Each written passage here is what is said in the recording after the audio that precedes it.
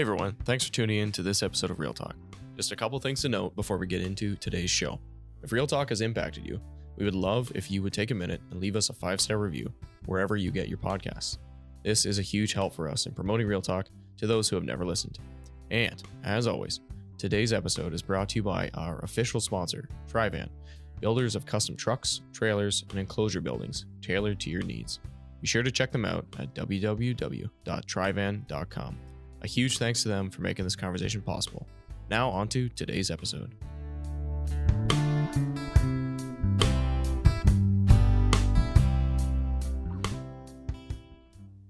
Did you know that nearly 300 preborn lives are ended every day in Canada? That's over 100,000 babies whose lives are lost to abortion every year. For context, in 2023, 85,000 people died of every type of cancer combined, and 18% more lives were lost from abortion. Today, I'm talking with Nick and Maaike Rosendal of CCBR, the Canadian Centre for Bioethical Reform, an organization that's dedicated to changing the public opinion on abortion in Canada. You'll hear them describe their work as the educational wing of the pro-life movement. It's an amazing organization that focuses on ending the killing for good by not only changing the policies in Canada, but focusing on public opinion, getting real people to understand the impact of the decisions they make every day. In the process, saving lives, but ultimately ending abortion for good. This might feel unattainable. I know I felt helpless and hopeless on this topic for a long time. This organization will change your mind. They show through historical data that essentially public opinion can change. Things can get better, and God will work through organizations like this and people like this to change the minds and hearts of our country. I hope you enjoy this conversation. It was enlightening for me. I hope it is likewise for you. Please go check them out at endthekilling.ca and get involved wherever you can. Appreciate you joining me to have this conversation. It's probably going to be a bit of a tougher conversation diving into the material on abortion, but why don't you guys introduce yourselves? Husband and wife, both working at CCBR, and I guess I'll just give you the opportunity, I guess Nick can start. He was a little bit less excited to speak, so you might as well get it out of the way. Yeah, where did you grow up? And I guess how did you end up with the interest in abortion and the work you do now? Well, I grew up in southern Alberta. Lived there for 21 years, 22 years. When did we move? 2013. 2013, so 25 years. Wow. Yeah, I went to school at the University of Lethbridge. That's where I met Mark Penninga first, as I was doing my Bachelor of Management. I did a 5-year co-op studies there, majoring in accounting. Pro-life, we were obviously involved in the pro-life club on campus and stuff like that, but definitely wasn't in the picture for a career plan necessarily. So how I got involved was quite a change from where I was going. I had worked with a public accounting firm for 6 years during my studies, just in my hometown, Fort Macleod, Alberta. Great firm, and I did part-time with them while I was in university, and then when I was doing my graduate studies with the CA School of Business, as a CA student, I worked with them. So I was quite familiar with charities and not-for-profit work with that kind of experience, but more on the public side rather than, as a internal or a controller role. I'm still an accountant, so I know you had what's it like switching from accountant to president of CCBR. Wasn't as much of a shift in that sense because I'm still a CPA, a chartered professional accountant. The switch was more in terms of going from the corporate world, I guess, to the not-for-profit world. So that's kind of where it began. Yeah, like I said, we were always active in the pro-life movement from the pro-life club and then Maaike was already working for Lethbridge and District Pro-Life Association at the time. So I think it was 2012, right, when they had the new abortion caravan, and they asked Maaike to join their team, CCBR that is, to travel across the country on that project. Over the course of 6 weeks, was it? I think he joined for half of it. Yeah. That, along with Mike Shooten at the time with We Need a Law, was also on that tour. Right. So she was asked to join as a local right to life, and your role, I guess, more as a counselor and speaker. So it wasn't surprising when after that tour they had asked her to join the organization, because there was a natural fit, and it seemed like a natural progression from a local right to life group to more of a national stage in a sense. The surprise came when they asked both of us to join. So I was just about that at the end of my studies. I was writing my CASB test in September, and I think they approached us in August at the end of the internship. I think they called it a package deal. They called it a package deal. Yeah. So we had said that we would obviously pray about it and consider it, but I did want to write my test first, which is a 3-day test, very similar to the bar exam for lawyers. And I wanted to get that out of the way. I spent the last 8 years training for that. So yeah, that was a bit of a change in mindset, I guess, for me at the time. I was always looking at the corporate world in a sense, whether that was in the public practice with the firm I was working for. I could, look at becoming a partner in that, or going into the private industry and becoming an accountant or a controller for a corporation and doing that. There was a lot of opportunities, a lot of options available. But yeah, they asked if I would be interested in helping them with management.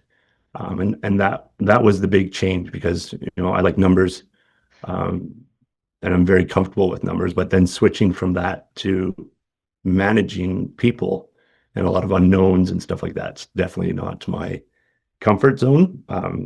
And to fundraising too. And then obviously fundraising, coming from a salaried income to a fundraised salary, which it's still salaried at CCBR, but there's a bit more uncertainty around fundraising and not knowing.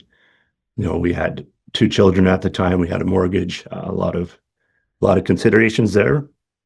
So we gave it a lot of thought and prayer for the first almost a month, I think. And then after I wrote my test, and you write the test in September, you have to wait almost 3 months until the beginning of December before you get the results. In that time, we decided that we were going to be joining CCBR. Maaike already started in, I think, October 2012. I didn't join until January of 2013, but we already started our fundraising before we knew the results of the test and whether I was a CA or not officially. So some of my main motivations, I guess, was like during that summer, CCBR ran a crash course, and we had Greg Cunningham come up from CBR in the States. He was speaking there, and he really emphasized that there was more people working full-time in the abortion industry than there were people working full-time against abortion. That really convicted me. That combined with, reflecting back on how many babies die each year, on the average 100,000 each year. And even over the course of my education of 8 years, 5 years of undergrad studies and 3 years of graduate studies, 8 years total, that's 800,000 babies that died in that time. And that really had an impact on my decision at the time, looking back on that, because there's, no better time to start than now, so to speak. And that was 12 years ago now. So almost 13. Almost 13. Almost 13. Yeah. Wow. So you didn't start as president. That was in 2012. Yeah. 2 years later. We both started as assistants, I guess, right? Like, Yeah. You were Stephanie Gray's assistant, who was executive director at the time. I was Nick McLeod's assistant, who was president at the time. And then, that evolved to us. They asked us to move out here to Ontario to help, grow our offices in the East. because that was the main battleground, so to speak, is the GTA, where Right. about a third of the country's population is. So yeah, after living in Alberta all my life, a small town, Fort Macleod, to pick up and move to the GTA was quite the trek in the middle of the winter of 2013. It was quite the drive. Our U-Haul had a flat tire. Yeah. Oh, no way. Yeah. That's a commitment, eh? Like that's a big life move. I went the other direction. I grew up in Hamilton. Now I'm in Calgary. So that's Oh, there you go. So Maaike, Yeah. what's your story? So obviously you met before you moved. I was curious about that. Yeah. So I'm a Dutch immigrant, first generation, I guess. I came to Canada in 2004. I was 17, and I first had to do the test of English as a foreign language to be able to get to go to university. So I was at the U of L, like Nick, in Alberta, and was studying social work. So that's where we were both involved with the pro-life club. From that, I guess that's how we got in contact with CCBR. So we hosted Stephanie Gray. We had Jojo Ruba come, who was, not too long ago on this show as well, in a different position now. So they're both co-founders of CCBR. And then from there, I went to work for Lethbridge District Pro-Life. So I was mostly doing, actually a variety of things, but speaking, counseling with my social work background. And then from there, CCBR asked me to join the abortion caravan, like Nick mentioned, in 2012. And when they asked, I said, well, that will have to depend on our baby, because I was pregnant when they asked. And so I said, if I have a good baby, I can come along. And otherwise, I'm staying home. So our second born, Elliot, was the easiest baby we've had so far, probably. And he came along on the trip across the country. And then Nick's staying home with our oldest son, Jonah. Wow. That experience of seeing CCBR strategy on the street every single day, and just feeling both the gravity of abortion in a way that I hadn't before, which is strange because I'd been involved in the pro-life movement for quite a while already, but then just seeing the effectiveness and being able to share testimonies at night. So we would do activism during the day, and then in the evening there would often be a presentation where Stephanie and Jonathan would speak, and then the rest of the team would share a testimony. And I came home from that feeling like that's what I wanted to do. And I carefully mentioned that to Nick, because that was not in our plans at all. And so, as he already told, over time, that became, both of our desire and decisions. So that's how I ended up at CCBR. And then I was first trained by Stephanie to be a speaker. And so she coached me with my first presentations and debates. And that's kind of how it's developed. Wow. So what do you do now? You do speaking. I mean, you do podcasts, I guess. Yeah. Yeah. So I work very part-time. I'm mostly home with our children. And usually on Fridays, I'm in the office, and I, work on presentations, the general newsletter. I do some of the speaking development, so of our new upcoming speakers. And then, basically presentations year round. And then in the summer, a lot of that is internship training. So from May to August, of course, we have our flagship programs, which are the internships. And so almost on a weekly basis, I'm in Mississauga doing training with them. So there's some speaking tours here and there. I usually go to the Netherlands once a year to do speaking there. And that's basically what I do. My job title was really just speaker, because we couldn't come up with anything better. And there's a few things around that. Yeah. That is busy. That's and a family. So that's yeah. I can't imagine doing it like on my own if I was the only one of the two of us in the pro-life movement, but because we are both part of CCBR, that does allow us flexibility, though less over the last few years as the organization has grown and Nick needs to be in the office more. But of course, if I'm off to a presentation in the evening, Nick can be home earlier to, hold down the forts and do supper with the kids or things like that. So I think that that's very helpful. Yeah, man, that's that's a busy house, but you must just be talking about it all the time. So well, when he comes home from work and I say, how was your day? He doesn't want to talk about work. So that's good for us. Otherwise, that is all we talk about. That's good. Yeah. So I guess like I guess for our listeners, we should just dive into what CCBR is. What does the organization do? I guess like the vision, mission, and then I guess we can dive into some of the strategy part of how CCBR does the work that they do. But I don't know who wants to tackle this, but what's like the vision? Why is CCBR what it is, and what are you guys doing every day? CCBR started back in 2001 with Stephanie Gray and Jojo Ruba founding it. And then for the first almost 10 years, it was more of a speaking agency.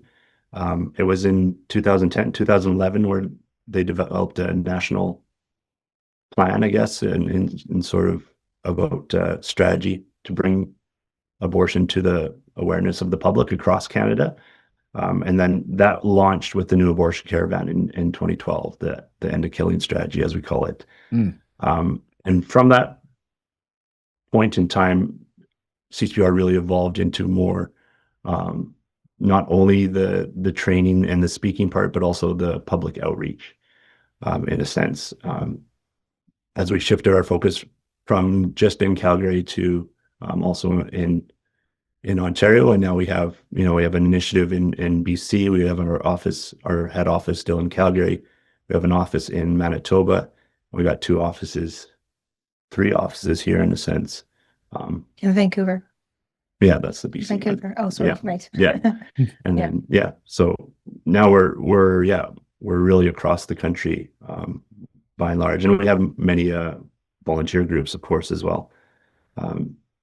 So yeah, that's how we started in 2001, 2012. That was a kind of a pivotal point for the organization, and we had about five full-time staff, and then probably In 2011. in 2011 about the same amount of interns, and this year, in the past few years, we've had over 80 staff and interns at the peak of our summer internship program. Wow. So That's amazing. the national strategy is to combine abortion victim photography with conversational apologetics. So if you study the history of social reform, we see that any other injustice in the past that was entrenched in society, like abortion is today, was exposed and ended as a result of people seeing the injustice. And so our organization follows in the footsteps of social reform movements like that, in that we make the reality of abortion visible to the Canadian public so that the word choice actually receives meaning. Because all of us, of course, likes choice, right? We all want to have choices. But once you realize what is actually being chosen during abortion, that is when people begin to feel negative about it. And so it's, first of all, the abortion victim photography that is a crucial element of our strategy in changing public opinion. And then we have since paired that with conversational apologetics, which are street tested. So because we do street outreach, it's very helpful in kind of having a finger on the pulse of the culture, because we can come up with really good arguments that work for pro-lifers or for church audiences.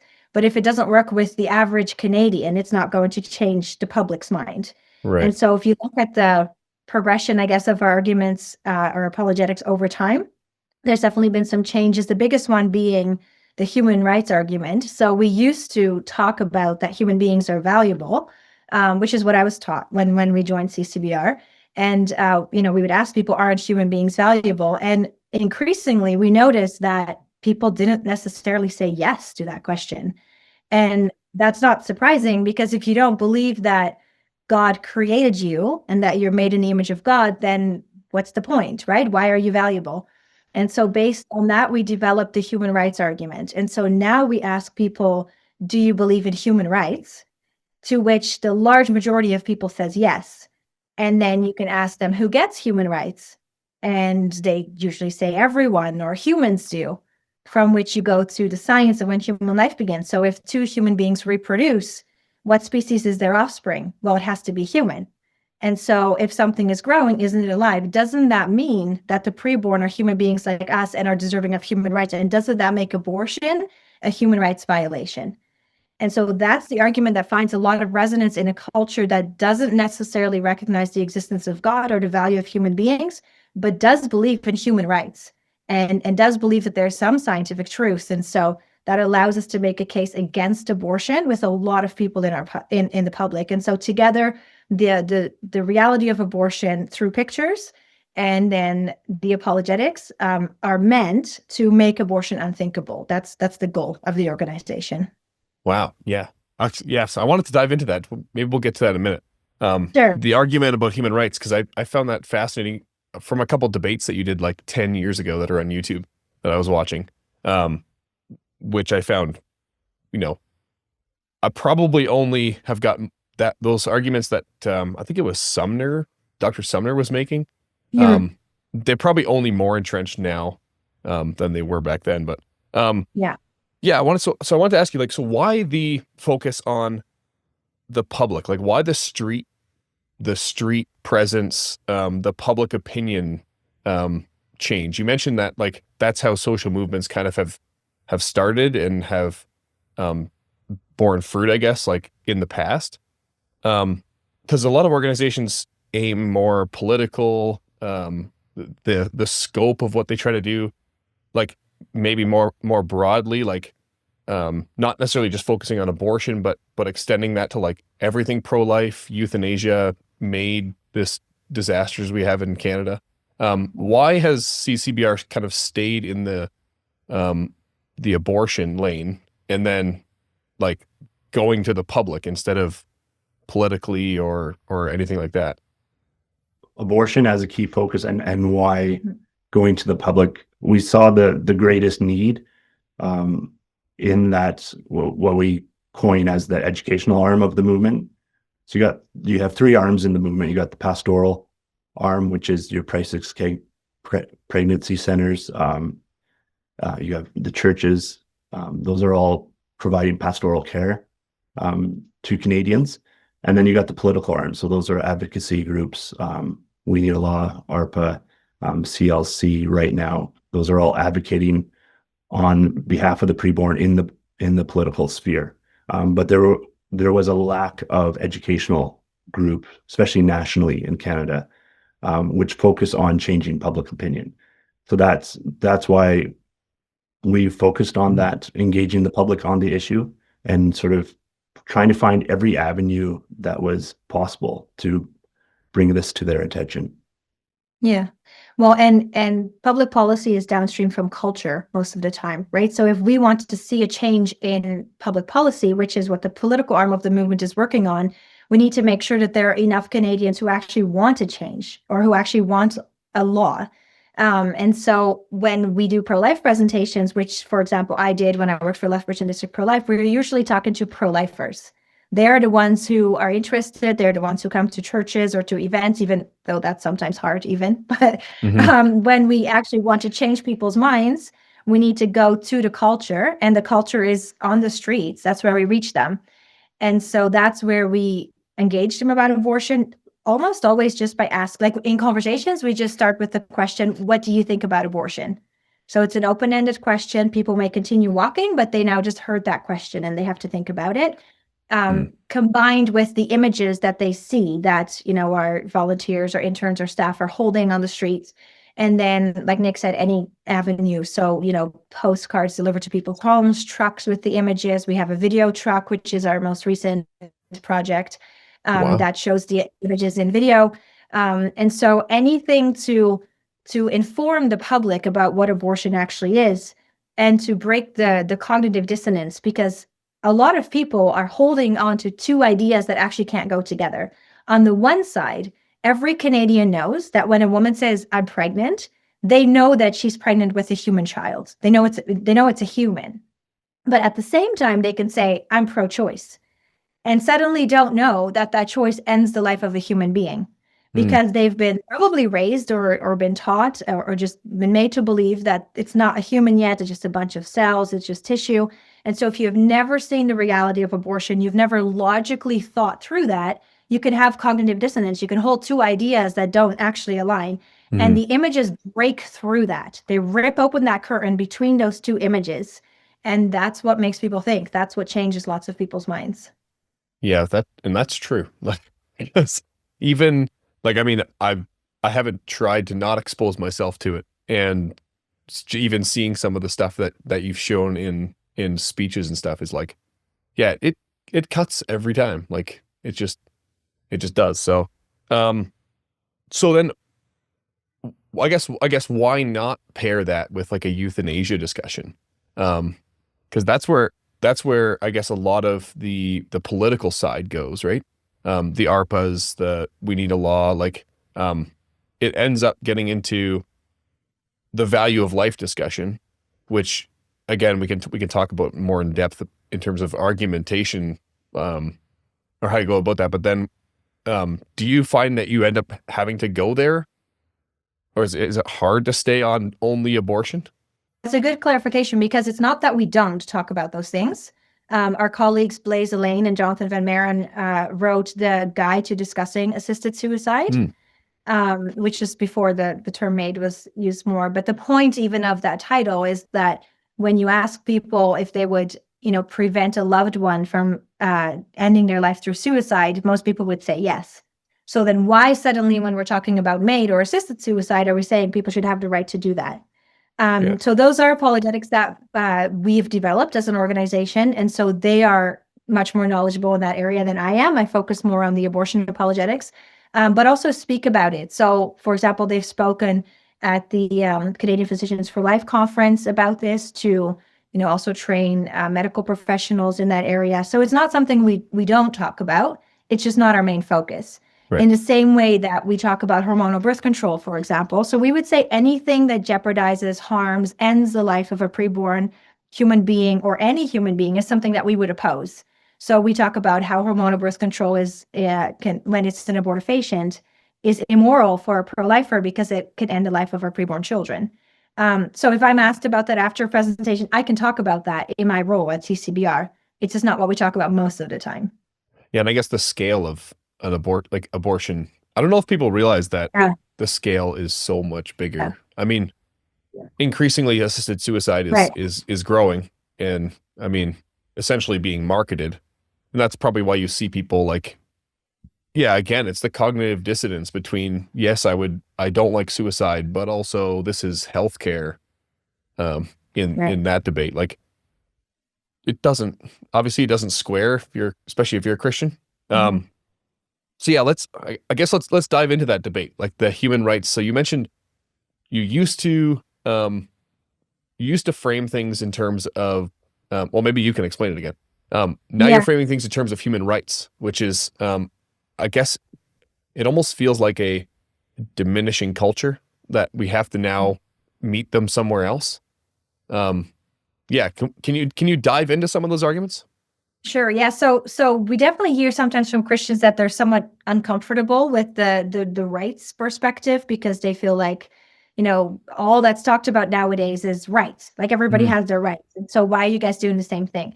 So if you think about it from a Christian perspective, though, the only reason that we have human rights is because there is a rights giver.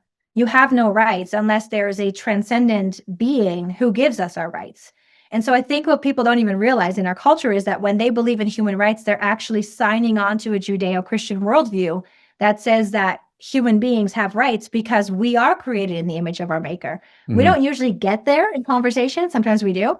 But what we really try to do, and I wasn't part of these initial discussions, so I won't take credit for that, but what the organization continues to try to do is find common ground with the culture.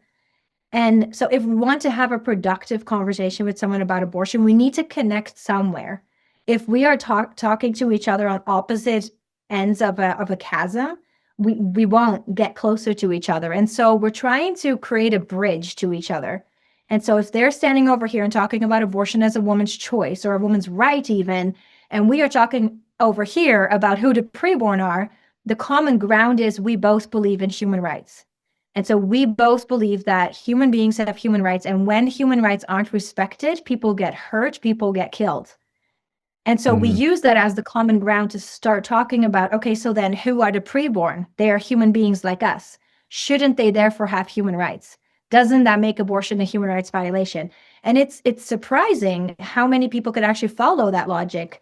Lots of, teenagers outside of high schools that we talk to are like, that makes sense.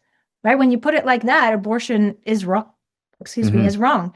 And so I think of it as Paul, when he was preaching on Mars Hill, he didn't start with Jesus. He didn't immediately start sharing the gospel. He looked around at the culture and he noticed the altar for the unknown God, and that was his common ground. That's where Right. he connected with that culture. And from there, he could introduce truth. Do you feel like some Christians, when they're introduced to that line of like argument, feel like they're ceding ground to people, like saying, "Hey, let's not talk about like being able to, or not even being able to say, hey, like humans have intrinsic value," like having to back up from that to say, like, well, we actually have human rights. Like, I know in one of the debates that I watched that you did was kept pushing back to animal rights and how that connects to human rights. And I thought, like, it seems like a silly argument, but he's trying to find ground. He's trying to find something to ground rights in, per se. Like, why do we have rights? And I guess it's similar to, like, in my mind, it's similar to the evolution debate. Like, if we say, like, whatever position you have on evolution, if you argue evolutionarily to a scientist, secular scientist, that seems to be a better line of argument that people can accept. But then Christians are uncomfortable to make any arguments like that, because then you're saying, well, okay, if your worldview is correct, then I can still prove my point. And similarly here, Yeah. like, we're trying to argue, like, where do rights come from? And instead of saying, well, because you're made in the image of God, or, intrinsically, humans have rights, Yeah. or humans have value. Instead, we're kind of backtracking and kind of ceding that to them. Is that a struggle? Like, So I don't think we actually are ceding to the culture, because it makes me think of what pro-life apologist Scott Klusendorf says. He says all truth is God's truth. So if I start with a Bible verse, that's God's truth. If I start with the scientific fact that human life begins at fertilization, that's God's truth. Or if I start with human beings have human rights, which is based on the Judeo-Christian worldview, that's God's truth. So I'm not tapping into a secular worldview or into an evolutionary worldview by saying something about the preborn and making a case against abortion. I'm actually stating something thoroughly Christian, but I'm speaking the language of our culture. And I think that when missionaries go to other countries, they do the same thing. They learn to speak the language of the culture. But when we begin with Bible verses, or when we use words like value that mean nothing to our culture, we are using language they don't understand. And so we're trying to speak in their language while not losing any of the truths that we believe in, because the minute that there's no God, or you deny the existence of God, what's the point in human rights? Then it's just a social construct that we've come up with so that people don't get killed. But instead, we talk about human rights, which we have because God created us. Yeah, that's a great answer. That's so true. I guess I'm curious as to how CCBR got to, I guess, you talk to the reason why you're on the streets. Like, you're talking to culture, you're trying to convince people. Why the graphic images part? You mentioned it, like, cuts through and, like, makes people think. I know that, like, some people disagree with that approach. Have you, like, I guess, butted heads with anybody who disagrees with that approach? And, like, why is CCBR, like, convicted that, like, the images are a big part of what needs to happen? When it first launched, there was definitely, like, I guess, proof of concept wasn't there, because it was a plan, it was a strategy that we were proposing based on other social reform movements. It obviously worked for them. If you take slavery, for example, and Wilberforce's fight, or the anti-child labor laws, and Lewis Hines, and then also the civil rights movement and Dr. Martin Luther King. We know that the imagery is effective, and that is CCBR's guiding principle in our strategy is effectiveness. So whenever we find a project or a strategy that is more effective than what we're currently using, we're ready to adapt and change it accordingly so that it is the most effective thing that we're doing. And to date, images and imagery of abortion victim photography is the most effective tool that we can use as a pro-life movement. We see it in our polling, and we see it in the culture at large.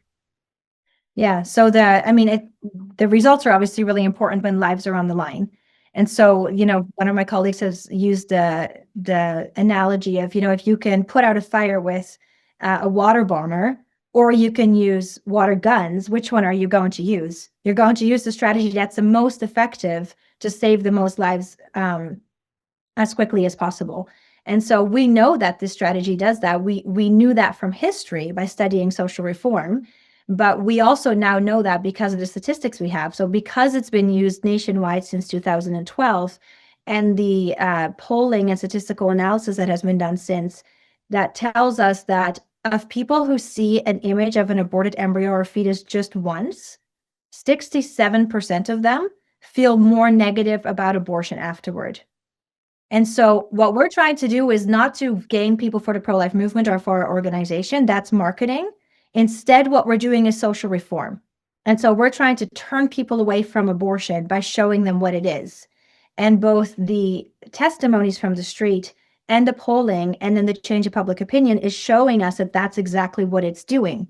And so it's saving more lives by using the most effective strategy that we currently know we have. Wow. Yeah.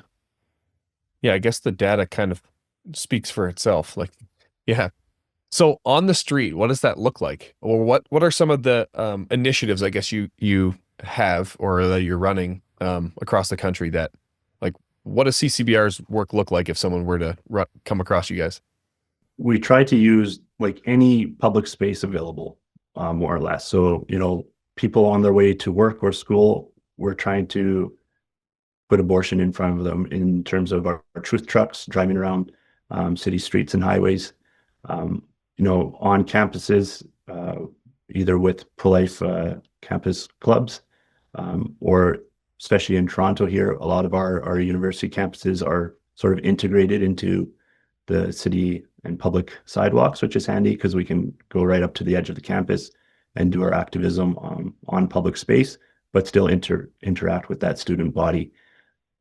And then also to people's homes in terms of postcarding. So we and door-to-door canvassing, I guess, as well, that we knock on people's doors and ask them their stance of abortion. And actually, like when we first launched that program, we thought that would be sort of the most difficult in a sense, or the hardest to navigate. But people are more comfortable, it seems, on their doorstep than they are, with our other street outreach. Wow. And the hardest part we have with door-to-door canvassing is being effective with our time and efficient, because a lot of people will like invite us in for dinner or want to chat longer, Right.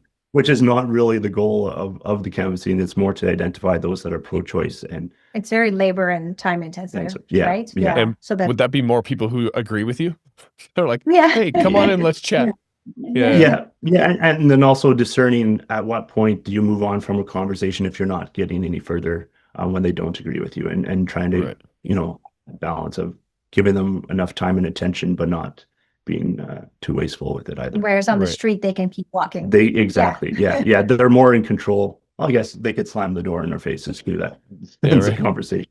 But the people who give you permission for a conversation on their doorstep are people who are happy to keep talking Yeah. often. Right. And so yeah, that's actually the biggest challenge. Yeah. Yeah, exactly. Oh, that makes sense. Yeah. Otherwise, they, Yeah. the people who don't want to engage won't engage on the street anyways. So Right. yeah, that makes sense. Yeah. And so, I actually grabbed the Christmas newsletter, or like the year-end newsletter of 2024. So for example, the street outreach that we do with the handheld signs where you ask people what they think about abortion, there was 992 of those last year. So those Wow. were events. So just the number of ones that happened, 14,000 roughly doors were knocked on nationwide. We had 883 truth truck hours, so the trucks that drive around, and then 383,000 postcards that were delivered. So the total man hours of outreach were 14,435. And then all of that together gets us roughly 4.8 million views of abortion victim photography across the nation in 2024. So and our estimate and our calculations and our estimates are always very conservative. So it's likely more. We just want to make sure we're not claiming anything that we didn't actually do. So that's an increase from 2022, 4.1 million, 2023, 4.3, and then last year, 4.8 million views. And so that is, of course, crucial to the strategy of ending the killing of CCBR strategy, that Canadians see what abortion is, and that in turn will change their minds and save lives. And from there, we hope to see a change in public policy as well, eventually. Right. Yeah. Yeah. Well, yeah. And if you said 67% have a negative or a more negative feeling on abortion after. Abortion. Yeah. Yeah. That's amazing. Yeah. And I think that's why the social reform perspective is so important, because what pro-lifers sometimes struggle with is that it doesn't necessarily make people like us more. It doesn't necessarily mean that they want to join our movement or be part of our organization. Some do. Some change their mind and give us their email address and want to, get training and get involved. But I think the principle we need to understand as social reformers is that effective reformers are rarely liked, and liked reformers are rarely effective. Yeah, and that's so fair. as pro-lifers who are in the educational arm of the movement, we're not expecting people to like us. We're not expecting people to be happy with what we're doing, because we are walking through a mass killing in our culture, and we are confronting the culture with that. And people aren't going to be happy about that. No. But the strategy changes people's minds. And what we also hear from pregnancy care centers is that often after we've been through with a project, a larger number of women will come in and say, I can't have an abortion because I saw this awful image. Please help me now, because I don't want to go through with an abortion. They're not turning to us. They're turning to the pastoral arm of the movement, because abortion's no longer an option. Right. Do you refer people to that side of things? Like, is that fairly common? Do you have like partners that you work with, or is it just like local pregnancy care centers, churches? Yeah. So our pamphlets have links, I think. We have links for like a database of all the pregnancy care centers in Canada, but also when we're on the street, especially in Calgary or in certain cities where we're there frequently, we usually will carry with us contact cards or information of because there's some pregnancy care centers that are better than others in terms of whether they focus more on the women in choice, or whether they focus on women and their babies. So we definitely, I have a good relationship with a number of them. Yeah. Like I have been in the position where I talked to someone on the street who said, if that's true, pointing at the images, I can't go through with my abortion, but now what? And so because we specialize in the education, I can't spend all of my time now helping this specific woman, but what I can do is offer her a ride to a pregnancy care center, or give her the number, or say, what can we do for you right now? And because there's this working relationship between different arms of the movement, they can take over from there and help these women and provide them all the excellent services and items they have for them. Yeah, 100%. Yeah, I guess that's what they're good at, right? Yeah, I've never heard that movement broken down like that. Like, basically like pastoral, political, and then educational. I think that's a really good way to put it. Like, even I guess there's some overlap. Like, I know the Hamilton chapter of ARPA was fighting with the city about some images they wanted to put on a bus ad. I think they won that lawsuit. I'm not even sure. I think it was it kind of got tossed because it was. Yeah, did the city settle with them? Is that what happened? Yeah. I know they won in London, but I'm not sure about Hamilton. Yeah, I think it was like because it was targeted at a political campaign or something. It was kind of irrelevant after a while, and the court tossed it. But but yeah, I guess that's kind of them doing a little bit of the educational side too, trying to get images onto buses and stuff. But to think about it like that's actually fairly helpful, I think, to be like to kind of stay in your lane and specialize. I guess that's kind of I hadn't really thought about that. I think like when people think of abortion, they think politics right away because it ends up in the legal battle in your mind all the time. But yeah. I was going to say that we do work very closely with all these groups, right? Like whether that's crisis pregnancy centers, but also the political arms in different ways. Whether that's speaking at their events or some of their conferences, training their people in apologetics. Like when there's so much overlap. They invited us to have a table there, for example. Yeah. So there's a lot of overlap. Yeah, we're much stronger when we can join forces on. Yeah, 100%. What's it like to I guess you're essentially like evangelizing to culture without asking for anything. You're like, you're trying to change culture, but then when they leave, all you want them to do is think about something. What's it like to stand on someone's doorstep without like a donation slip to be like, oh, but what also, like, aren't people expecting that? Like they're expecting, like, oh, these people want something out of me. To some extent, but the things that we hear the most is there's two things that people remember about our organization. One, that's the pictures, and two, that's how we treated them. So like we're very stringent on you treat people in a winsome way. So very, kind, caring, understanding, but not hiding the truth. And those are the key takeaways that they have of our organization when, whether it's on their doorstep or whether they meet us on the street with choice change signs. Yeah. So the door knocking is still part of public outreach, right? So those we don't ask those people for a contribution to the organization because our goal is to change their mind, Right. And to educate them on the reality of abortion. The majority of Canadians doesn't know, right, that abortion is legal or available during all 9 months of pregnancy, that a preborn child is not considered a human being under the law with rights up until the moment of birth. So even by sharing that with people, if they express shock or, disgust, like that is, again, common ground. If they disagree with abortion at 9 months or 8 months or 7 months, why not earlier, right? And we can work our way back. If it's not okay to kill someone at 5 months, why would it be okay to do it at 3 months? So I think that people are used to door-to-door canvassing in a sense, but then what we hear the most is that people are very surprised by how kind and civil and respectful the conversation is. And when we show the truth about abortion protests itself. We don't have to say anything harsh or unkind, nor do we want to, but we can almost balance or counter that by being extremely kind and respectful and civil, asking questions, listening. I just did training with our interns last week about heart issues. So sometimes when we share the pro-life apologetics of, the human rights argument and the science of when human life begins, it feels like it's not getting anywhere, like you keep running into a wall.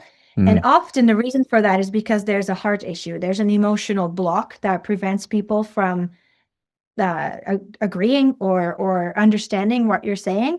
And it may be because they've had an abortion or because they experienced something really traumatic or painful in life. And so, or they are not being valued themselves. Well, how can you value preborn children if you don't even feel loved yourself?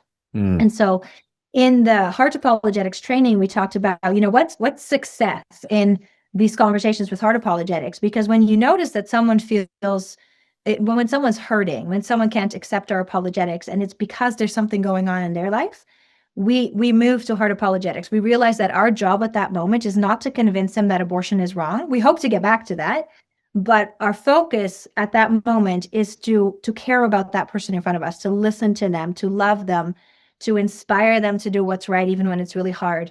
And sometimes that's all we can do in that conversation. We don't even get back to the abortion topic. And I just told some stories of, when I talked to a high school student, a girl, for example, and she kept talking about how the preborn are so small. How can they be human beings? Why would it be okay? Why would it not be okay to have an abortion? And so I used the analogy of, would it be okay for bigger people to kill smaller people? If that's true, then it would be okay for me to kill you because I was bigger than her. And her response was not what I expected. Her response was, nobody would miss me anyway. And so in that very moment, I realized that her issue was not that she couldn't recognize the preborn as human beings. Her issue was that she was unloved. And so Jojo, actually, who we mentioned at the beginning, used to say, we are not just pro-life for embryos and fetuses, we are pro-all lives. And so in that moment, my job was to minister to her, to listen to her. I ended up talking to her teacher inside to make sure that she was safe, that she had help for, her suicidal thoughts. And so in a lot of those conversations, people realize that abortion is what it is because they see the pictures, but they also realize that pro-lifers truly care. They listen to you, they care for you, because that's part of our worldview, right? We care about embryos and fetuses because they have value, because they're human beings, but we equally care about those who are already born. Yeah, that's so hard. I mean, everyone comes at it with a different set like, yeah, I guess a different experience. Like even when I guess we can get into, I guess, some of this apologetics and some of the arguments that you hear, I guess. And this is kind of one of them. That's like, well, what about the unwanted pregnancy or the situations that are really hard? That's the one thing that people point to. It's like, yeah, they always would come up with a scenario that's like, yeah, like truly horrific. Like we would as Christians just say, like, I can't believe that amount of suffering happens in the world. Like, but then their solution is to solve suffering with more suffering, and they don't see that. Like, so Yeah. I guess how do you, Yeah.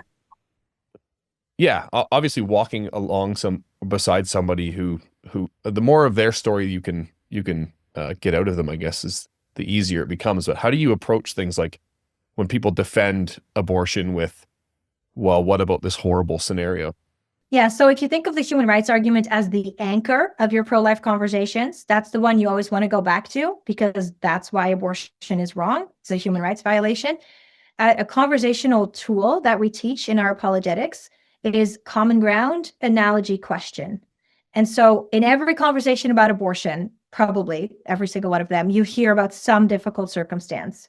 And as pro-lifers, we sometimes have the tendency to kind of skip over that and go to, but abortion is wrong, but abortion is murder, but abortion still kills a child. And when we do that, we bypass, we ignore the suffering of the circumstance that has just been brought up, of real people who experience real suffering when they are in that situation. Right. And so always seek your common ground, right? We already talked about that earlier. But if someone says to you, okay, but what if someone is very poor, can't provide for a child, doesn't have a partner or a husband who's going to help raise the child? Are you saying she can't have an abortion? What's our common ground as pro-lifer and pro-choicer? We agree that would be really hard. Just that. Just state what you agree with. We agree that would be super hard, and I can't imagine what that's like. I've never been in that position. Then next, we want to use some kind of analogy to draw out of them that we wouldn't kill a born child for that reason. And while we're talking about a preborn child, of course. And so we go from common ground to analogy. Now, we always want to avoid the word but, because otherwise we're saying, we agree that it's really hard, but, and then we just dismiss everything we've just said, right? So I agree with you that would be a really hard situation. And I think that we should provide support to women in situations like that. Pause. And then you could see people kind of like nodding like, oh, okay. Like they do seem to care about people in difficult circumstances. Right. And then I might say, imagine that we're talking about a woman who was pregnant and then thought that, she could probably do it on her own. She decided to have her baby. The baby's born. And a few weeks or months after the baby's born, she realizes that it's actually really, really hard. And, she had a partner. He leaves her. She's totally on her own. She doesn't have resources. She doesn't have support. Would that be hard? Yes, of course. Would it be okay for her to solve that difficult situation by killing her newborn? Well, no, people are going to say, you can't do that. Why not? Because it's wrong to kill your baby. You should reach out for help. I agree with you. If it's wrong for her to kill her newborn to solve her difficult situation, why would it be okay for her to kill her preborn to solve that same situation? Now, for some people, let's see now. Yeah, they're going to say like, oh, okay, yeah, totally. No, that makes sense. I've never thought about it like that before. Right. A lot of people are going to say, okay, but that's different. It's not a human yet. And then we're right back to that argument. You take the emotion out of it, I guess. It's like, okay, well, now prove to me that this newborn's not basically the same as like of the same value as an infant. Yeah. Well, if we don't kill born people, then why would we do it to the preborn? We try to come up with a scenario that is same difficult situation, but someone who's just a little bit older and who's been born. And so the difference is birth, right? And if birth is not what changes who you are, then why would we allow that to dictate whether or not we can kill a child? How often do you use or do you use the example of, like, I guess, end of life or handicaps or other ailments, I guess, that remove I guess abilities from people that I guess that's like the human value question. Like, well, I think in one of the debates he was saying the guy, so Dr. Sumner, yeah, he was debating, or he was saying basically you need sentience. So like you need basically be able to feel pleasure or pain, but there's situations where you might not be able to feel pain. And so can we cut your arm off? Like how often do you use the, later stages of life arguments? Like once you start losing abilities, is it okay? Or is that kind of argumentation less effective now that most Canadians are kind of like, we just are okay with killing you anyway? So No, I think whenever someone brings it up. So in February, we usually have an outreach trip in Florida where university students from Canada come along because it's their reading week, right? Their reading week break. We train them for a whole day and then we go onto campuses. And so a lot of these arguments come up, especially on university campuses. And, we talk about you need to have sentience, which the first thing you should do is ask people what their definition of sentience is, because it might be different depending on who you're talking to. But it's usually like the ability to feel pain or pleasure. Some people say you need to have like a certain kind of brain activity or awareness or, memories, relationships, whatever they bring up. I think we can always just acknowledge that, you're right. The preborn child doesn't have that yet at a certain time. But why do you need that in order to qualify for human rights? What happens when we create this threshold view that it's not good enough to be human to have human rights, but you have to be human plus something else. You have to have a certain ability. In more modern terms, we can call that an ableist or functionalist worldview, where it's always the more developed, the more able people who determine that the less able people or less functioning people don't get to live. And that's ultimately a discriminatory worldview. Right. And we can point to history to see what happens when it's not just being human that gives you human rights, but human plus white or human plus male or human plus non-Jew. And so that kind of thinking has always been exclusionary and always results in harm and death amongst humans. Do you find it like hard? I mean, this was more an academic debate, but his thought was like, it's not your classification as a human that gives you value. It has to be some other characteristic that we likely share with animals. And so the animal debate and the human value debate get kind of jumbled together. And so if we come up with any amount of criteria that's like, this is what gives us value, we end up excluding likely the preborn at some stage, probably also some people that, like with disabilities or end of life, and then also like, or diseases or something. And then we end up including all sorts of animals necessarily, like depending on the bar you set. Like, is that even a common thing to come across in like the Canadian public, or is no one really thinking at that level? Philosophy students? That's really main on university campuses by and large. Like the more philosophical the discussion gets, then you start getting into those kind of discussions, not really on the street necessarily.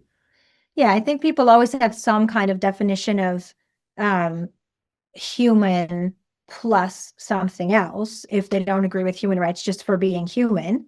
Right. It might not be as philosophically developed as, Dr. Sumner or Peter Singer, for example.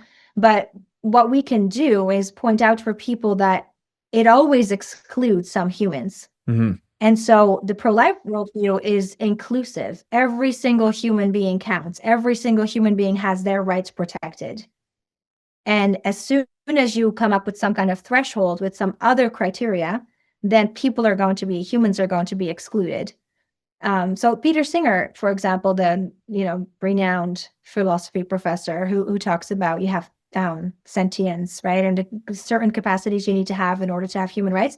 He very much acknowledges that includes some born human beings as well, and then it includes some animals but not others. And I think if someone's consistent, they will just stick to that. But the general public, though, would still be repulsed by the idea that it's like some animals would be included, but some babies would be excluded. And I've sometimes heard someone, like, you want to sometimes just tap into people's instincts too. And I don't remember exactly how it went, but said something like, why is it that we are okay with, beef burgers, but not baby burgers? And people are like, oh, it's gross. What are you talking about? It's like, well, if there's no difference between Yeah. animals and human, then you shouldn't have this instinctual response, right? To that the one's wrong and the other's maybe not. But if we're talking about animal rights, we can often just kind of park that discussion by saying, I am more than happy in a different setting to talk with you about rights for animals and the humane treatment of animals. If you have that kind of rapport, you could say that, like, as a Christian, I actually care about stewardship of animals as well. But couldn't we at least first agree that all members of our own species should be protected? Yeah. And then we can also talk about rights for animals and treatment of animals, but why are we killing the youngest of our own kind while talking about better treatment of animals? Hmm. And so we try to redirect it to abortion. And I would also say the more philosophical a conversation is, the more important the need to just bring it back down to earth, because they can get really like high up in the ivory tower of philosophical ideas. Whereas like we're talking about real killing. Like these Yeah. sound like really interesting ideas to discuss, and we can do that for hours. But the implication of your ideas is that we're killing the most vulnerable in our society. And look at the picture. Look at what it does. This is not theory. This is what happens every day when we implement your worldview. Do you see like, well, I guess first do the images help with that? Like to create that starting point, kind of avoid this like murky, like, I mean, I think you did a great job in those debates. I think like it's pretty easy to dismantle these things because they obviously aren't grounded in anything. And every argument or philosophical argument I've heard against, against the pro-life position has been essentially like, we're not sure what the bar is, but there has to be a bar. I'm not willing to set one because who am I to set one, essentially? And you're like, well, set one. And then he's like, well, I can't do that.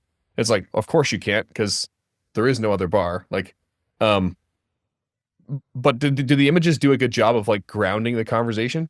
And then do you experience like anger from people that you're even showing the images, like from like people who approach you? Like, I guess there's some avoidance probably, but is there like, do you experience that? Yeah, no, I think so. I think that we can have all kinds of discussions about what abortion is, what choice is, what human rights are. But the minute you see what abortion actually does, it breaks through that. And we've literally had people stand in front of the display and say, it has fingers, it has toes. Or women come, like I have lots of, I can think of lots of stories of women who've come up to me and said, is that abortion? If I had known that, I wouldn't have had my abortion. And so both for women who are in difficult situations and for the more philosophical discussions, the pictures break through all of those words and all of that ideology and the euphemisms, right, that we are all inundated with in society, where we just hear about choice and cells and products of conception, and people see the actual choice and the actual child and realize that that's not something they can support. Like that makes me think of a story of a mom in Hamilton, actually, that's where you were from, where we were standing on the street with our team, and a young couple walked by, and they were asked, what do you think about abortion? And they said, oh, we're actually going to have one on Thursday. And so the volunteer, or the intern who was holding the sign, knew that she had to do something. And so she passed her sign to someone else and, followed them and said, hey, you just said that, and engaged them in conversation. And they were in a super difficult situation with homelessness, with drug addictions, 2 children already apprehended by Child Protective Services. And so she, offered support, but they're like, why would you help us? Like our own family won't even help us. And then she asked how many weeks pregnant the mom was. And so then she described, the prenatal development, like your child already has fingernails, your child has a beating heart, there's brain waves, just to really humanize the child. And still they were like, we just can't have another kid. Like we have to have an abortion. And at that point, she said, can I show you then what the abortion's going to look like? And so she showed it on the pamphlet and on the signs and detailed it. And in that really difficult situation, the mom said, if that's true, I can't do that. And so even in a situation that we can't even imagine, I can't imagine living on the street, having my children apprehended, being pregnant again, being drug addicted. It was the picture that said to her, you can't go through with that. Even knowing that she might not be able to turn her life around and to, have a, happily ever after life with her baby. yeah, so I was involved in that situation a little bit, where we were able to do some counseling and take them for an ultrasound, provide lots of support during the pregnancy. And I just think of that story when pro-lifers say to me, why don't you guys just show beautiful pictures of born children or of prenatal imagery, happy families? Isn't that what everybody will want? And I always think of this mom and think, some people will never have that. And some people won't be turned away by the beautiful pictures, won't be turned away by the support we're offering, but it's the reality of abortion that speaks to their conscience and says, I can't do that to my baby. Yeah, right. And they know, I guess they know that's not the reality they're ever going to live. So that is a really tough thing. It's not like this dream they're still holding to. Like, yeah. We tried to work with this mom on creating an adoption plan so that she could, pick her own family for her baby. And that didn't work out. So her child was apprehended at birth.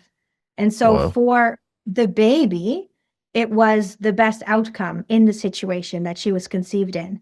But for the mom, what a horrifically difficult situation. And so the intern that was involved in the situation has written a letter to this baby and to the family that she's with now, explaining that her mom loved her in the only way that she could love her, which was choosing life.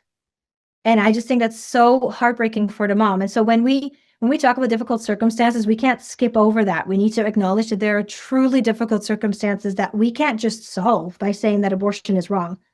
Abortion is still wrong, but I just have so much respect for a woman like that who chooses life for her child because she saw what abortion would have done to her baby. And that was her way of loving her baby.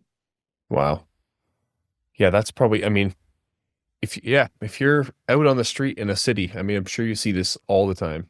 That's, it's heartbreaking, but it's amazing that you can have that kind of impact, even just being out there. I guess we can get to encouraging our listeners to get involved. I mean, that's part of the point of doing something like this.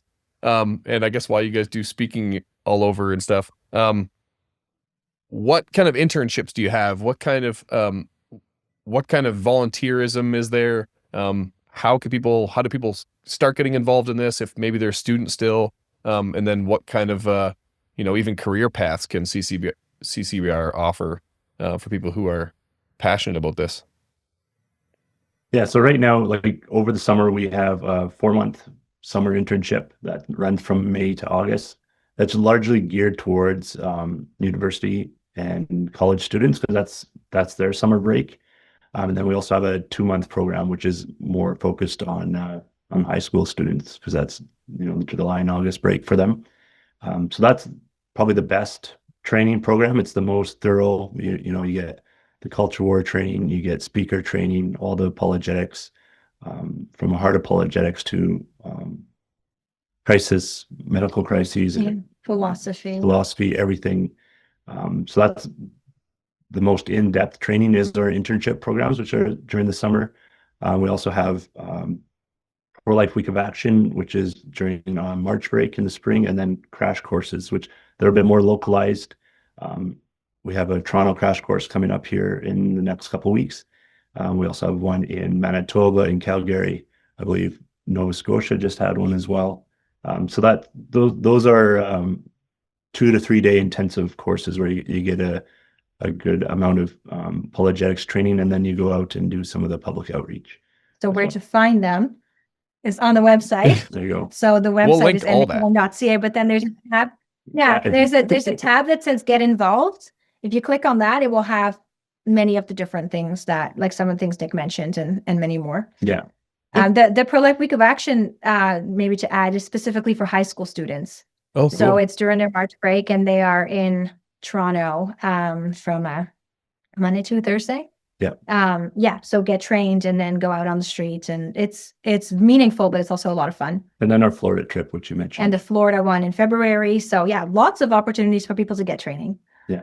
Then we also have all the volunteer groups, which usually are abortion awareness groups. So that could be Hamilton Against Abortion. That could be Ottawa Against Abortion, Lethbridge Against Abortion, Kitchener, London, all over the country. We have different abortion groups, and they're by and large volunteer led. So a local group is organizing outreach. If you're wanting to get involved, you reach out to us and we'll plug you into a local group. You'll get provided with training, and then you can kind of join them. And it could be postcards or door-to-door canvassing or some of the Choice Jane Street outreach that they do on a weekly or a bi-weekly basis. Cool. Yeah. Yeah. And those groups are really helpful in having the same kind of strategy across the country. But we often say, like, we don't need to have CCBR offices everywhere. We just need to have effective educational outreach everywhere. So Right. these against abortion groups do that. So in our community, for example, we don't live in the GTA anymore. We drive in for work, but mostly just with a large family, it's nice for the kids to have some more space to run around. Well, the GTA is a disaster, so time to move back to Calgary. That's good. We moved out during the COVID time. Yes. Away from it. But our oldest son is 15 and he is part of our local against abortion group. And so he does weekly activism. So they just, have a poll, which date works for most people. And sometimes it's 5, sometimes it's 8 people.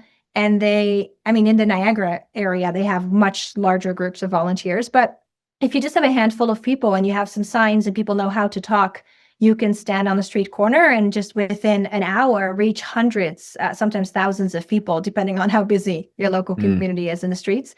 But that's a great kind of low-key way for people to get involved because you get the training one-on-one, and then you can join activism first just by standing and listening, and then starting to have conversations if you're comfortable with it. That's great. I feel like people are often like helpless and like, well, they're hopeless, I guess, about the situation, and they feel helpless. Like, it's really cool to have an organization that's like doing the education, like teaching people how to approach these conversations. Because a lot of times I feel like, I guess maybe more on the political side, there's like, ARPA's done these March for Lives, like these types of events that are admittedly amazing, and there's a lot of amazing people who know how to talk, but there's also like a level of like fear that us common people are like, I don't know if I could actually defend what I believe here. Like, it's really cool to have something where, like, especially young people can get trained to, like, I guess, you better argue the points that they know and they hold really like strongly. Yeah.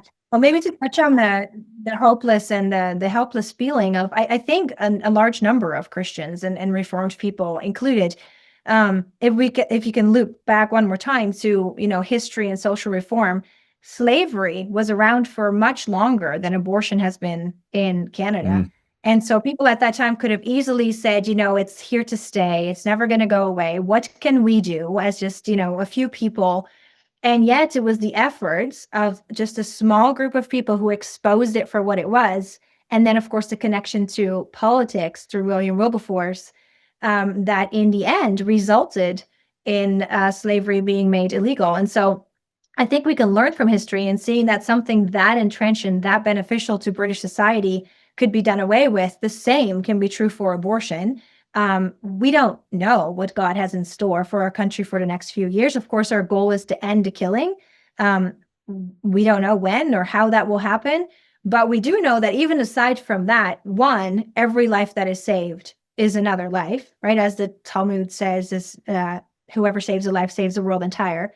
And also, secondly, I think it's just pure obedience. We are called to speak up for the vulnerable. We are called to defend the fatherless, to care about the orphans. And so what God does with that is not up to us. I think it was Samuel Rutherford who famously wrote that duties are ours, events are God's. And so if we just continue to do what we're called to do, speak up, of course, we need to learn how to speak up first. So be trained in the apologetics. Maybe a good recommendation there is our colleague Justina Van Manen wrote the book Stuck, which is answers to tough questions about abortion. Cool. And Yeah, so Justina's that could been give on. you. Yeah, that's right. Yeah, that's right. Yep. Yeah, she talks about IVF and embryo adoption, That's right? Yep. Yeah. So she has written the book Stuck, which is really helpful. I would think every pro-lifer should just have on the shelf. You don't have to read it like a novel start to finish, but if you hear of an argument, you could look it up, like, oh, what's the pro-life response to that? It's more of a textbook. It's more like a textbook. That was kind of the goal, to have everything compiled in there. And of course, the good news is that not only are we called to obedience, but also that we are actually seeing the results of this strategy and of these apologetics in our culture. So there's lots of reason to be hopeful when it comes to change in public opinion. Yeah, I wanted to ask you about that. I guess to close, unless you probably have tons of things to share. I'd love to just listen to stories all day, to be honest. But how is it going in Canada? Like, do you see public opinion changing? Do you see like the political winds turning at all, or is it like, can people be hopeful about this? And if not, I guess is it like, let's just get out and do more. But how's it going? Okay, so I think there's reasons to be hopeful. And I am actually so grateful to be part of the pro-life movement, and specifically the educational arm of the movement, because we are seeing that all the time. And I'm always a little bit taken aback when people, at church or in other social settings come up to you and say, it must be so hard to do the work you're doing. And while that is true on one hand, because we're constantly thinking about abortion and faced with the state of the culture, I often think, oh, but I get to see lots of encouraging things all the time, right? I get to see this generation of young people who want to be interns. I get to see minds change. I get to hear of babies saved. And so there's the anecdotal side of it, right? Lots of stories, as you just said, that we could share, of people who just see the truth truck and see the picture of an aborted baby and realize that's how old my baby in my womb is right now. And I'm not going to make it look like that. And so, who will call us and tell us that they're not going to have an abortion because of the picture on the truck. So there's lots of stories like that. But of course, we want to make sure that it's not just anecdotally. And so the polling data that I shared with people's minds change, I think that's really helpful. But also when you look at public opinion about abortion, so I had that in front of me in case you'd ask. So in 2012, when we launched the End the Killing plan with the new abortion caravan, 11% of all Canadians opposed abortion in almost all circumstances. So that's a very small percentage of Canadians, right? We belong to a tiny group of people in our culture. That was in 2012. Now, for 3 years in a row, that number has been in the 20s. And the latest reported percentage was 27% of Canadians who are against abortion in almost all circumstances. So the source of that is Ipsos. Tristan Hopper of the National Post has written about that as well. And that change is especially visible in the demographic where it matters the most. People between 18 and 35 are the one who, it is the demographic that is changing their mind the most on abortion, which is the most abortion vulnerable demographic, of course. For sure. And so the older people get, the less likely they are to change their mind, which is concerning, but, less relevant when it comes to abortion vulnerability. So I think that's actually really good news. While there's lots of really discouraging and concerning trends happening in our culture, I mean, we talked about MAID. There's other issues, of course, that we think about and read about. But in this sense, it's encouraging. Canadians are becoming less pro-choice, less comfortable with abortion. And of course, that's the goal of our organization, not just to make people join a movement, but to turn them away from abortion. And that's what we're seeing reflected in the numbers in Canada. Yeah, that's encouraging for sure. That's yeah, that's amazing. That's like doubled and then some. Yeah, in like 10 years. Yeah, and very encouraging for the pro-life movement at large. Yeah. You had some good news to share too about the organization. Well, I just want to kind of backtrack on what you asked, how to get involved in the internship. Just to finish that thought, because we use the internship sort of as a recruitment tool for staff. And that's sort of where we see the greatest need as an organization. We've been very grateful for the support that we've received over the years from our donors financially, even despite economic downturn and, since COVID and tariffs and some of those concerns, our supporters have been still very faithful in that. Our biggest challenge at the moment is full-time staff, and especially guys. We need the men. We need more men in the movement. Yeah.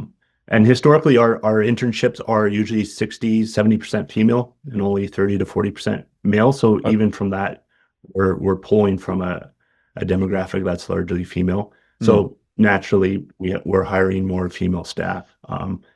But that holds true that, as they move on in their lives and get married, have children, start a family, they're less available to work full time. So very important that we have more men involved, and especially in our supporting roles. So administration, for example, we're looking for a couple of administrators, especially in Calgary, fundraising, IT, truck drivers, a lot of those background roles that people don't usually consider with the pro-life movement. Like they see the people out on the street and engaging in the public outreach, but there's a lot of background support also that's needed. So you might not see yourself as someone that can, be comfortable getting out and engaging day to day, but there's a lot of support roles that are involved and definitely necessary at this time. So Just like you. just like me, yeah, I prefer to be in the office, Yeah. hidden away. One, I think maybe people often, or pro-lifers often think of pro-life work as a more feminine kind of job because, men you're aren't allowed to have a say, protecting- right? Well, hopefully we're not influenced by that. But like, you care about babies, right? Like it seems kind of like a woman's type of job. And they think of it more as like a volunteer or a side job. I mean, I can't think of the number of times people have asked Nick, when he's done with the pro-life thing, like when he's going to move on to a real job. When it's like, this is a full-time job of a large organization that needs, an accountant and a manager. And so I think pro-lifers don't necessarily think of it as a career choice, something that you can do full-time, something that you can do as a professional, that you can earn a good wage with and provide with your family, even though it's a fundraised role. When it's actually a very masculine thing to defend vulnerable, right? Traditionally, that certainly belongs to a conservative worldview as well. Oh, for sure, yeah. We could get more men. Yeah, that's a good thing to highlight because I definitely think of more these types of roles as a volunteer thing. You can do in your spare time internships, or when you're younger. Then when you get older, it's like, all right, to the corporate world we go. It's that's a good thing to highlight for people. Definitely something that everyone should be considering. And a lot of people see it as a mission field, which it is to some extent, but it shouldn't be a mission field that you do for a summer or two and be like, oh, can cross that off my list, so to speak. Yeah. It's more of a battle that we need to get involved in and continue the fighting for. Yeah, and there would be definitely no shortage of hardship to battle if you're a young man looking to get into something. That's definitely a valuable a role. And there's definitely some people who love to support these things. So financially, is the organization doing well? Like, people should definitely support and donate. I'm sure there's always room for more of that. There's always room for more. Yeah. But the greatest need at the moment is people. Or Maaike, for example, like she's been speaking how many years now? 10, and still doing some of the training that we would love to pass on to other speakers. Right. And we have trained other speakers, and they've moved away or for different reasons are no longer working with us. So there's not that natural progression, and there's plenty of opportunity for it. It's just finding the right fit and keeping people. Well, and even for the growth, I guess it then would match with finances, because for the organization to grow, like there are a number of speaking engagements we cannot fulfill right now because we only have a limited number of speakers, and I can only be gone so many evenings a year. And same is true for, my colleague Blaze, and for Jonathan, and for our new speaker, Christina, and some of our Western colleagues as well. But if we could do more presentations, for example, we could recruit more staff, which would, the overhead would grow, right? So then you could use more donors. So yeah, in general, I think our donors have been very faithful and generous, which we're very grateful for. But yeah, if there are any people listening, considering working in the pro-life movement, and, talk to Nick. Good stuff. And we always say, like, there's financial support, obviously very important, getting actively involved, whether volunteer or internship or coming on staff. All very good things. And then people's prayers for the movement. We can't minimize how important that is, because, we can do the work and we can give the right arguments, but if it's not blessed, then it still doesn't go very far. So Yeah, and there's no place where you feel that more than when you're engaging with the culture, or you feel like you're using all the right arguments and using a powerful strategy and it's not going anywhere. It often makes you really feel how dependent we are on God's blessing on all of it.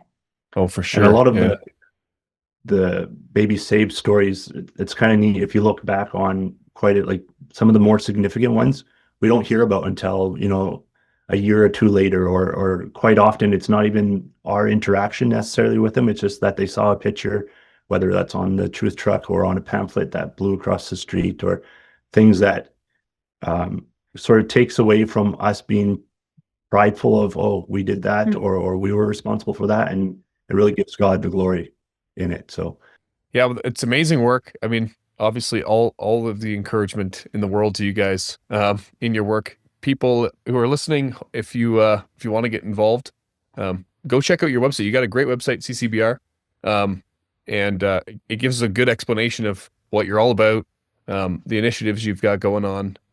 Obviously, Nick's contact info will be on there, so give him a call. Go work for them. It's that's a great idea. I mean, obviously, something that Canada deeply needs. So, yeah, God's blessings on your work. Really appreciate you sharing. I wish we had another 2 hours to talk about all these stories and even some more arguments, honestly. I'm very interested in the arguments people make and the things that you guys run into on the streets and stuff. But I appreciate your time. It's definitely an important issue, and Canada's definitely behind the 8 ball here. So everyone should be getting out, getting involved. Yeah. Thanks for having us on. Yeah. Thanks for the conversation. You bet. Thank you for making the time. Again, blessings in all what you guys do.